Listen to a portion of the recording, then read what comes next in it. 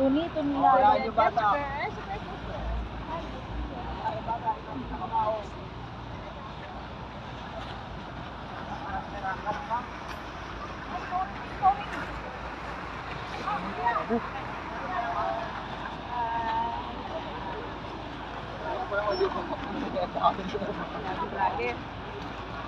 Gandang content yan.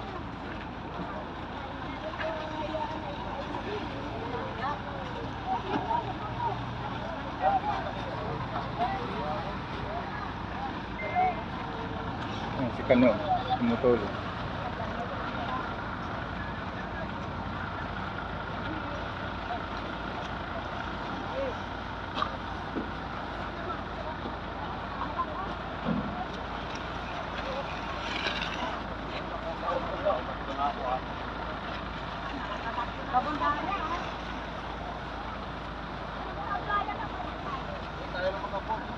Ayun si Mr. Ju.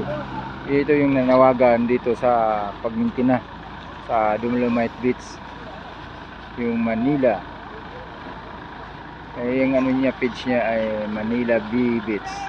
Yan yung page niya, si Mr. Ju. Ayan, 8 years na siya dito nanirahan sa Pilipinas. Kita nyo, hindi lumad na Pilipino pero ay ala. Kahit mainit na lang, masaya. Ako nakita natin yung kagandahan. Oo, malinis. See? Ang linis na naman. Ha? Pag nagkakaisa at nagsama-sama, eto na ang resulta. Ayan. See? Oh. Hello. Ayan, si Swirleta.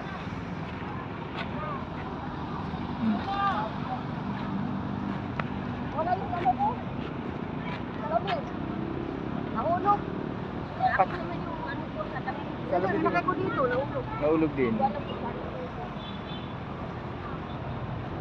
Nakadampot yung mga lalaki. Malamang. Mga kasama ko.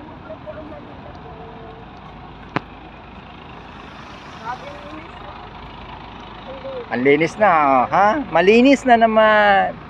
Dudumihan nyo na naman, ha? Dahil malinis na naman, ha? Kalat na naman kayo ng basura, ha? Magkalat kayo, ha? Pag may dala kayong basura, kung ayaw nyo yung ano eh, lunukin nyo na lang.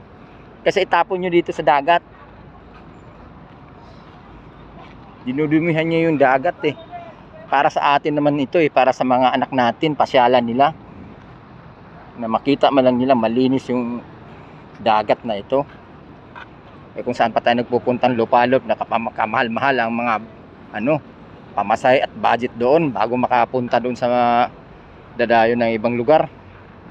Eh ito, nandito na sa atin malaming dagat, bakit hindi natin ito maintainahin ng malinis para dito na lang palagi? Ugali lang kasi natin minsan mga Pilipino eh, masyadong matitigas ang ulo, pilosopo. Kayo lang naman, tayo nakikinabang dito, di dapat tayo di magtutulungan. Sus Maria Josep. Kaya minsan mga mindset natin kasi umiira lagi yung ano, pagkapilosopo.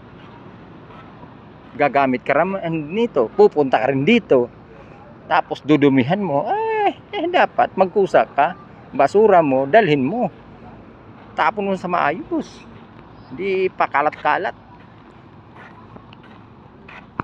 Ay salamat, malinis na naman, pupunta na naman kami doon. Thank you sa mga kasamahan ko, sa mga kapwa ko volunteers. Salamat.